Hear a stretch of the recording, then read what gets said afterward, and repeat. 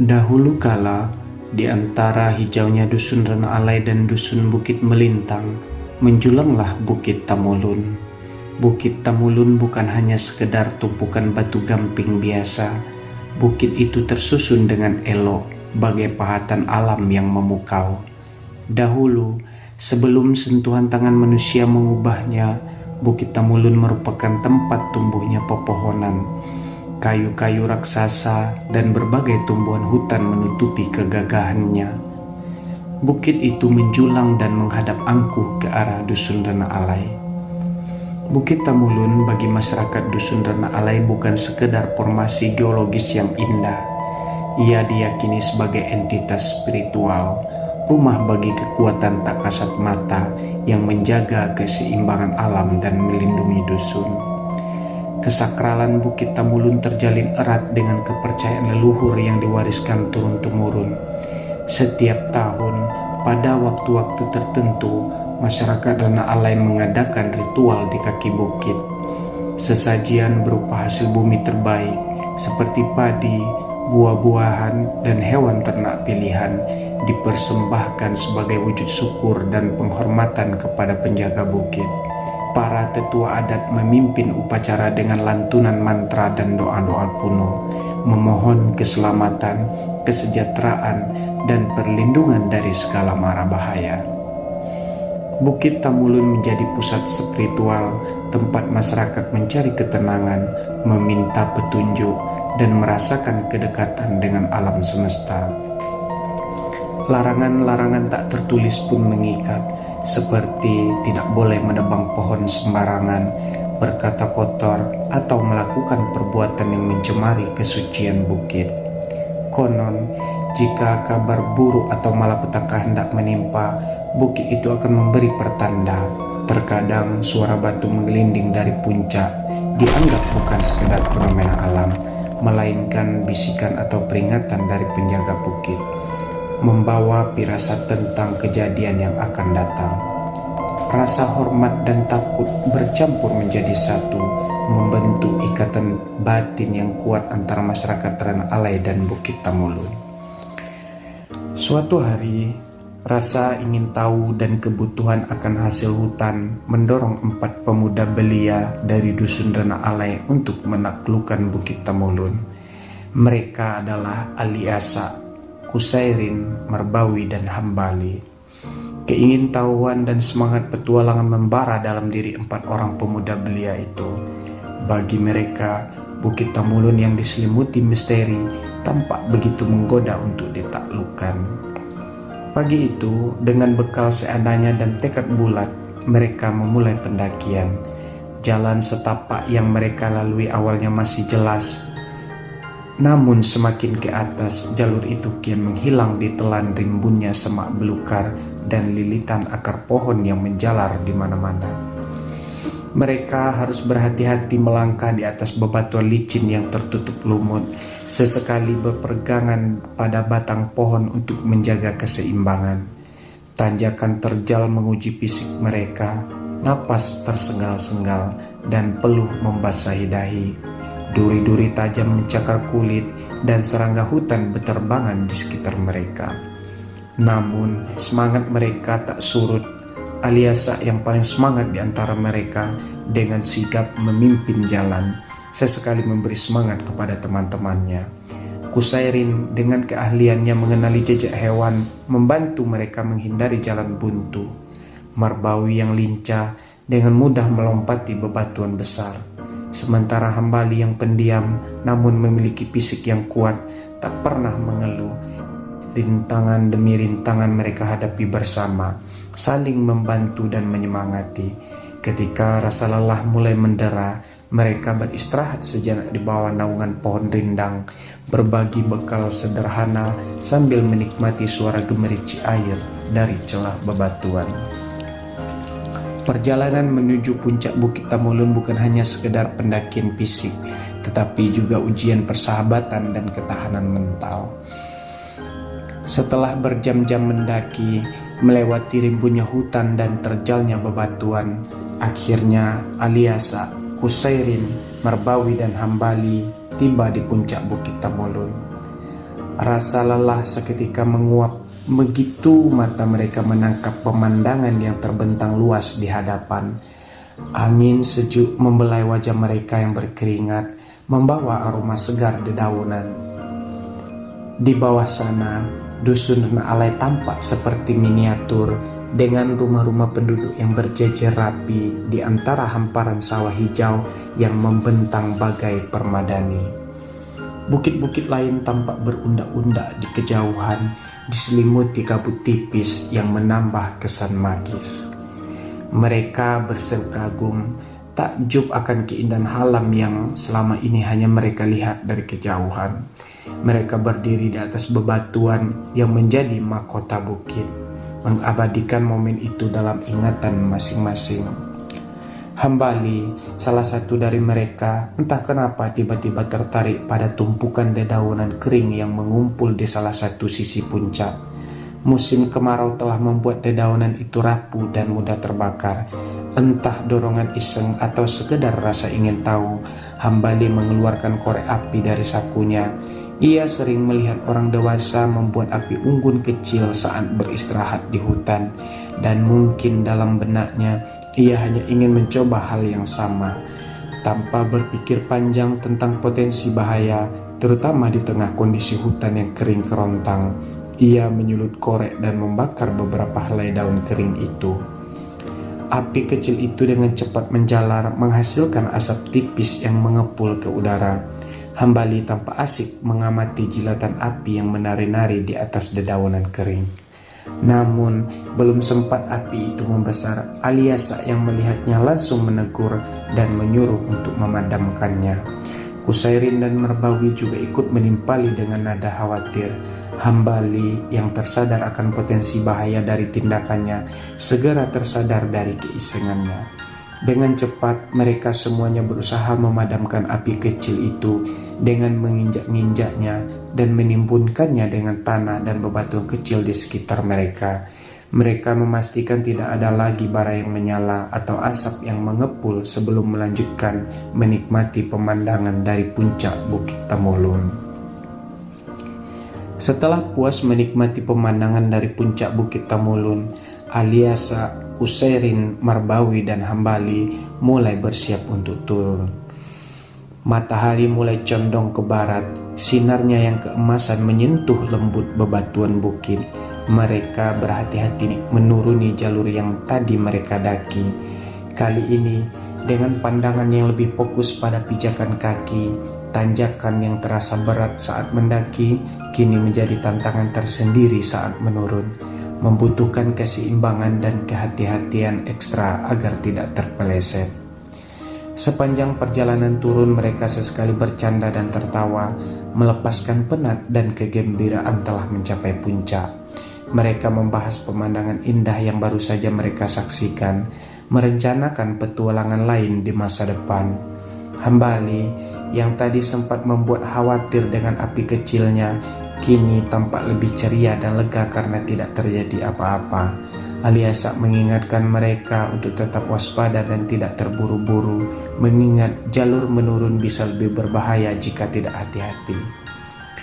Saat mereka hampir mencapai kaki bukit, aroma aneh menusuk hidung mereka. Bau asap samar-samar tercium, membuat mereka saling pandang dengan kerutan di dahi. Awalnya mereka mengira ada warga yang sedang membakar ladang di kejauhan. Namun, semakin dekat mereka dengan kaki bukit, bau asap itu semakin menyengat, dan samar-samar terlihat kabut tipis berwarna kelabu mengepul di atas sana. Langkah mereka terhenti, pemandangan yang tersaji di depan mata membuat mereka membeku dalam keterkejutan yang luar biasa. Bukit Tamulun yang beberapa jam lalu mereka tinggalkan dalam keadaan tenang, kini tampak berbeda mengerikan. Kobaran api terlihat jelas di beberapa titik lereng bukit, menjilat pepohonan dan semak-semak kering. Asap hitam membumbung tinggi ke langit, bercampur dengan abu yang berterbangan tertiup angin. Suara gemeretak ranting dan dedaunan yang terbakar terdengar jelas, memecah kesunyian sore. Mata mereka membelalak tak percaya Mereka saling bertukar pandang, wajah mereka pucat pasi. Ingatan tentang api kecil yang sempat dinyalakan Hambali di puncak bukit seketika menyeruak dalam benak mereka. Rasa bersalah dan ketakutan menjengkram hati mereka. Mereka tahu api sekecil apapun bisa menjadi bencana besar di musim kemarau yang kering ini. Pemandangan di depan mata mereka adalah kenyataan yang tak terbantahkan. Api telah membesar dan meluas, melahap bukit Tamulun dengan ganas. Mereka terdiam membisu, diliputi rasa panik dan ketakutan yang mendalam. Pikiran tentang amarah orang tua dan konsekuensi dari kecerobohan mereka langsung menghantui benak masing-masing. Mereka tahu kejadian ini bukan lagi sekedar kesalahan kecil, melainkan bencana yang bisa membawa dampak buruk bagi seluruh dusun. Rasa bersalah bercampur dengan ketakutan membuat kaki mereka terasa lemas, tak berani melangkah pulang untuk menghadapi kenyataan pahit ini. Mereka hanya bisa terpaku menyaksikan dengan ngeri bagaimana api dengan cepat mengubah bukit yang sakral menjadi lautan merah yang menakutkan. Api semakin ganas, melahap semua yang ada di bukit Tamulun. Suara gemuruh lahar api, letupan batu, dan deru pohon tumbang terdengar jelas hingga dusun Rana Alai. Masyarakat dilanda kepanikan. Mereka khawatir di bukit itu akan meletus, apalagi tersiar kabar bahwa di dalamnya terkandung belerang. Tak banyak yang bisa mereka lakukan selain berdoa dan berharap keajaiban datang. Seminggu lamanya api terus berkobar, mengubah malam menjadi siang di dusun Rana Alai. Di balik kobaran api itu terselip kepercayaan kuno tentang penunggu bukit Tamulun. Kedamaian dusun Rana Alai terusik oleh serangkaian kejadian aneh dan menakutkan. Teror gaib mulai menghantui, terutama bagi keempat pemuda yang mendaki bukit. Namun Hambalilah yang paling merasakan dampak kemarahan penunggu bukit. Di kesunyian malam, Hambali sering mendengar suara-suara aneh di sekitar rumahnya. Suara gesekan di atap, seperti ada sesuatu yang berjalan di sana, atau suara bisikan lirik yang tak jelas maknanya. Namun, setelah terasa mengancam, ia merasa ada mata yang terus mengawasinya dari kegelapan, membuatnya selalu merasa tidak nyaman dan ketakutan. Puncaknya, teror itu mulai menyerang keluarganya. Suatu pagi, ibunya menemukan seluruh ayam peliharaan mereka mati mendadak di kandang. Tidak ada bekas luka atau tanda-tanda penyakit. Kejadian itu membuat ayahnya, seorang tokoh agama yang dihormati di dusun, menjadi sangat khawatir. Ia tahu kejadian ini bukanlah hal yang wajar. Sebagai seorang yang mendalami ilmu agama, ayah Hambali merasakan adanya kekuatan gaib di balik musibah yang menimpa keluarganya. Ia yakin kemarahan penunggu bukit Tamulun adalah penyebabnya. Sebagai seorang yang memiliki pemahaman spiritual yang mendalam, ia merasa bertanggung jawab untuk melindungi keluarganya dan masyarakat dari gangguan tersebut. Maka pada suatu malam yang sunyi, ayah Hambali memutuskan untuk melakukan ritual khusus di rumahnya. Ia mengelilingi Hambali dengan Al-Quran serta membaca ayat-ayat suci Al-Quran dengan khusyuk, melantunkan doa-doa perlindungan dan melakukan ritual untuk memohon pertolongan Allah Subhanahu wa Ta'ala. Konon, saat ritual itu berlangsung, terjadi pertarungan sengit di alam gaib. Kekuatan spiritual ayah Hambali berhadapan dengan amarah dan kekuatan penunggu bukit Tamulun. Energi spiritual yang kuat terpancar dari rumah Hambali, menciptakan suasana yang tegang namun penuh harapan. Hambali sendiri merasakan bagaimana energi yang aneh itu di dalam rumahnya.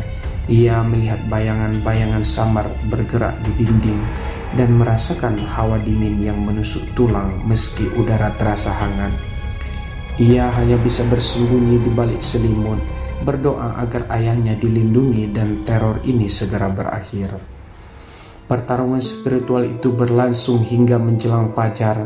Ketika matahari mulai menyinari bumi, suasana di rumah Hambali terasa lebih tenang. Ayahnya tampak sedikit lemah, namun wajahnya memancarkan ketenangan. Konon, dalam pertempuran itu, penunggu Bukit Temulun merasa terdesak oleh kekuatan spiritual Ayah Hambali. Merasa tidak mampu mengalahkan kekuatan agama yang begitu besar, penunggu itu mengalihkan sasarannya ke hal lain yang dianggap lebih lemah, yaitu hewan ternak milik warga dusun. Inilah mengapa setelah kejadian itu, musibah kematian hewan ternak tanpa sebab melanda hampir seluruh rumah di Dusun Renah Alai, menjadi bukti pertempuran tak kasat mata yang terjadi antara seorang tokoh agama dan penunggu Bukit Temulun yang marah. Namun, dampak kemarahan penunggu masih terasa dengan terus berjatuhannya hewan ternak milik warga. Ketakutan dan kekhawatiran masih menyelimuti dusun. Meskipun intensitas teror secara langsung kepada manusia mulai berkurang. Pada suatu hari, salah satu dari warga Dusun Renah Alai, ia mendapatkan mimpi yang mana bisikan itu berbunyi peringatan bahwa penunggu Bukit Temulun akan selalu meneror hewan-hewan ternak milik warga Dusun Renah Alai. Beberapa hari setelah kejadian itu, langit di atas Dusun Renah Alai tiba-tiba berubah kelabu. Awan hitam pekat menggantung, membawa bersamanya angin kencang yang menderu-deru. Tak lama kemudian, hujan deras turun, bukan sekedar gerimis biasa, melainkan curah hujan yang sangat lebat, seolah langit mencurahkan seluruh isinya. Hujan itu berlangsung berjam-jam tanpa henti, membasahi seluruh penjuru dusun dan meresap ke dalam tanah yang kering kerontang. Perlahan tapi pasti, kobaran api di Bukit Temulun mulai meredup. Air hujan yang deras membasahi sisa-sisa bara dan abu, mengakhiri amukan si jago merah yang telah berlangsung selama seminggu. Asap hitam yang tadinya membumbung tinggi kini berganti dengan uap air yang mengepul tipis. Suara gemuruh api dan letupan batu perlahan menghilang, digantikan oleh suara gemerici air hujan yang menenangkan.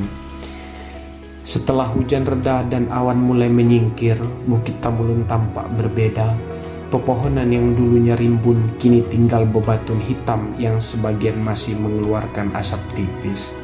Namun, di balik kehancuran itu, struktur batu gamping yang menjadi ciri khas bukit itu kini terlihat lebih jelas dan memukau. Bentuknya yang unik dan tersusun indah yang sebelumnya tertutup oleh lebatnya hutan, kini terpampang nyata.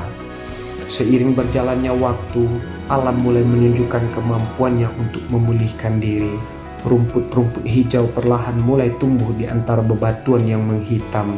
Semak-semak kecil mulai merayap, mencoba menutupi bekas-bekas kebakaran. Bukit Temulun yang dulunya gelap dan misterius, kini memancarkan keindahan yang berbeda, keindahan yang lahir dari sebuah bencana. Beberapa bulan setelah kebakaran, rasa penasaran mulai menggelayuti benak beberapa pemuda Dusun Renah Alai. Mereka memberanikan diri mendaki kembali Bukit Temulun. Mereka terkejut mendapati pemandangan yang baru. Dari puncak bukit yang kini lebih terbuka, panorama Dusun Renah Alai dan sekitarnya terlihat jauh lebih luas dan menakjubkan. Hamparan sawah yang hijau membentang bagai permadani. Rumah-rumah penduduk terlihat kecil dari ketinggian, dan siluet bukit-bukit di kejauhan tampak begitu indah diterpa cahaya matahari. Kabar tentang pemandangan baru yang menakjubkan dari puncak Bukit Temulun menyebar dengan cepat. Orang-orang dari dusun tetangga mulai berdatangan, tertarik untuk melihat sendiri keindahan yang tersembunyi di balik bekas kebakaran. Mereka mendaki bukit, menikmati udara segar perbukitan, dan mengabadikan momen indah dengan latar belakang pemandangan yang memukau. Orang Dusun Renah Alai yang melihat potensi wisata ini mulai memberikan perhatian lebih. Mereka membangun jalan setapak yang lebih baik, membangun beberapa fasilitas sederhana seperti tempat istirahat. Bukit Temulun yang dulunya disakralkan dan kemudian dilanda musibah, kini menjelma menjadi destinasi wisata alam yang menarik. Orang-orang berdatangan dari mana-mana, bahkan dari luar daerah Bukit Bulan sekalipun. Bukit Tamulun yang lahir kembali dari abu kini menjadi kebanggaan baru bagi masyarakat Dusun Renah Alai.